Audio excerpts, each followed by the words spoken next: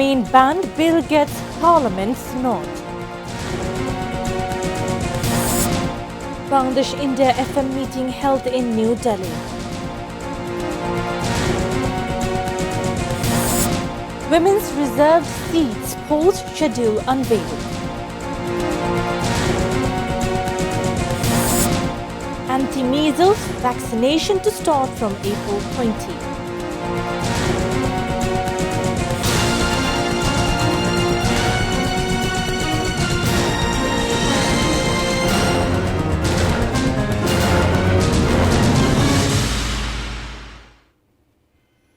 Those were the headlines. Good evening, viewers. I'm Nafisa Nawal with English Bulletin. Anti-terror amendment bill to ban Awami League has been passed in the Parliament. The bill has brought amendment to Anti-Terror Act of 2009. Besides, July Warriors Indemnity Ordinance Act also got Parliament's nod. The bill was passed unanimously at the National Parliament on Wednesday after Home Minister Salahuddin Ahmed placed the bill. Talking on the bill, the Home Minister said the bill has been placed to ban a terrorist organization involved in genocide. Awami League government killed 1,400 people in 2024 to tackle mass uprising. Several other people got injured and many of the injured suffered permanent disability. The interim government issued anti-terror ordinance to ban Awami League from political activities, bringing amendment to old law in the wake of movement of different political parties. Discussion has taken place with Bangladesh's Foreign Minister Dr. Khalilur Rahman to strengthen bilateral ties in different sectors. Indian Foreign Minister Dr. S. Jaishankar made the remark in his X-handle post. The meeting of the two foreign ministers took place at the Hyderabad House of New Delhi on Wednesday. The Indian foreign minister also wrote apart from bilateral issues, regional and global issues were also discussed at the meeting. Prime Minister's Foreign Affairs Advisor Humayun Kabir and Bangladesh's High Commissioner to New Delhi Riaz Hamidullah were also present at the meeting. Polls in women's reserved seats will be held on May 12. Election Commission Senior Secretary Akhtar Ahmed announced the schedule of the polls at the EC Secretariat on Wednesday. As per the schedule, the last date for submission of nomination is April 21, scrutiny on April 22 and 23, and the last date for withdrawal of nomination is April 29. Symbols will be allocated on April 30. Akhtar Ahmed announced the proportional distribution of the seats. As per the proportion, BNP-led alliance will get 36 seats, Jamaat Islami will get 13 seats, and independent candidates will get 1 seat.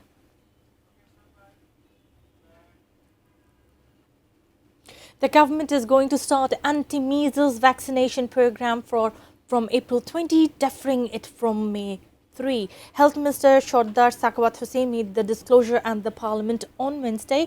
The Health Minister confirmed the matter while answering to a notice of independent lawmaker Rumin Farhana as per Rule 71. The Health Minister said the vaccination program stumbled due to lack of importance by the interim government and plundering of money by Awami League government. The incumbent government has started the vaccination from zero stock. The government has already allocated Taka 604 crore and purchasing the vaccine from UNICEF to save time.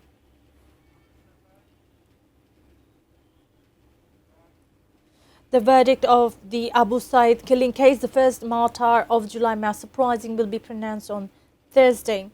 The International Crimes Tribunal too fixed the date on March 5.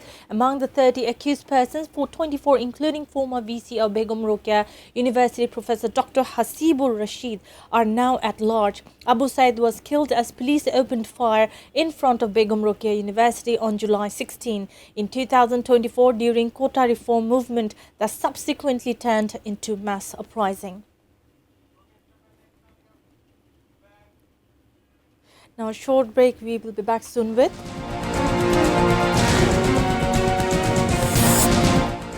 State to appeal against Supreme Court Secretariat verdict. Russia terms truce as crushing defeat for US and Israel.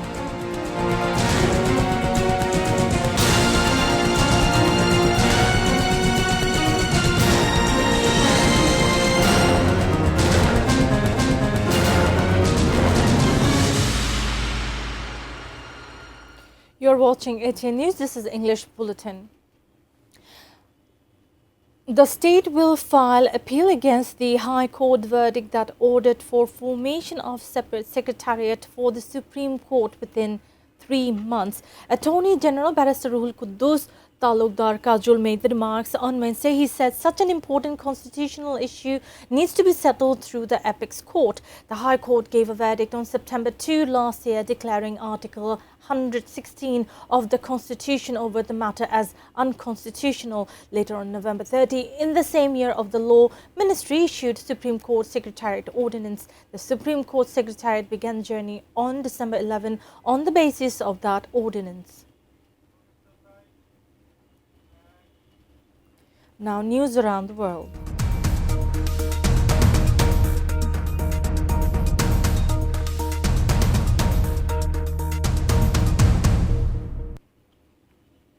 US President Trump announced 2-week ceasefire with Iran if shipping is allowed through Hormuz Strait.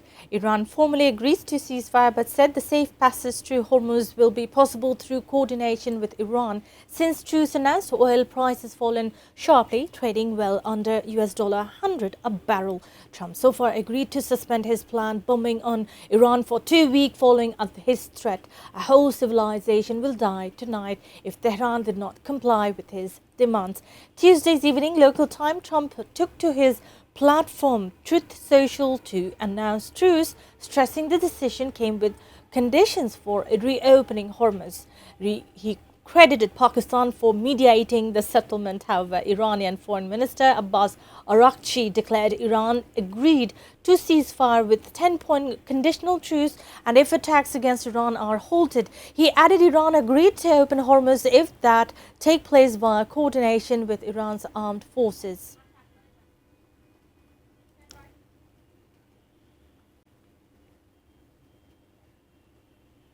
Russia said US-Israeli attacks against Iran that began February 28 as a protest of one-track aggressive, unprovoked attack ended in a crushing defeat, though they welcomed the 2-week ceasefire settlement. Following ceasefire, Foreign Ministry spokeswoman Maria Zakharova made the remarks. Speaking on Sputnik Radio, she said Moscow previously stated need to immediately stop aggression against Iran. She noted they warned from the start that aggression would fail, emphasizing there is no military solution to the conflict or any way to impose order in the region, as well called for a real political and diplomatic settlement, stressing negotiations must genuinely consider all parties' positions.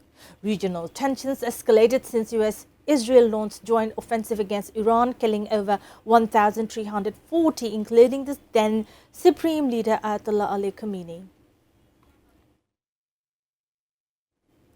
Amid a highly tense ceasefire situation in US-Israel war on Iran, Israeli Prime Minister Benjamin Netanyahu's office declared the 2-week truce will not extend to Israel's ongoing military operation in Lebanon. In a statement on X, Netanyahu said Wednesday Israel backed US President Donald Trump's efforts to ensure Iran no longer poses a nuclear, missile and terror threat to America, Israel, Iran's Arab neighbors and the world.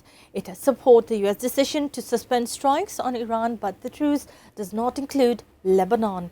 Netanyahu's statement came after Pakistani Prime Minister Shehbaz Sharif announced the US, Iran and their allies agreed to an immediate ceasefire everywhere, including Lebanon and elsewhere. The move was effective immediately.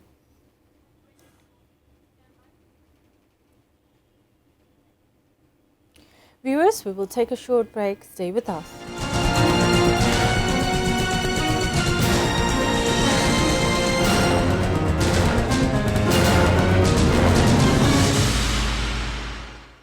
Welcome back. You're watching English Bulletin, now sports news.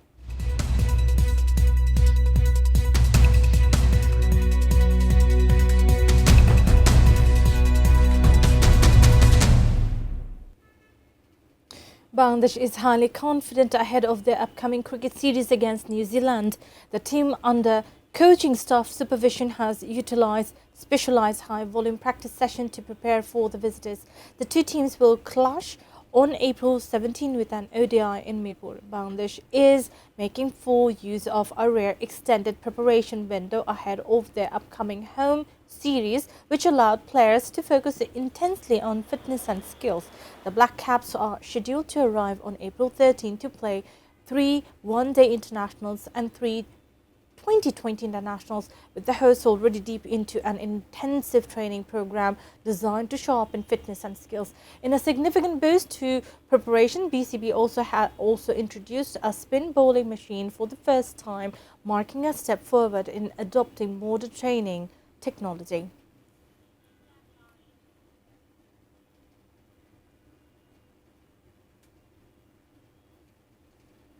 Before ending the bulletin, top stories once again. Awami League to remain banned, bill gets Parliament's nod. Bangladesh India FM meeting held in New Delhi.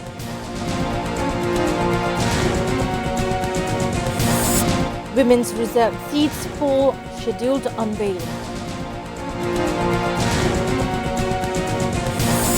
Anti-measles vaccination to start from April 20.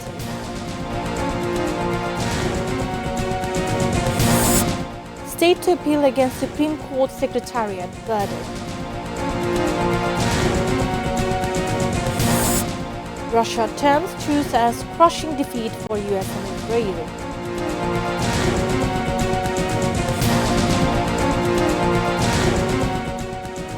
That's all from the newsroom for the moment. Thank you for being with us.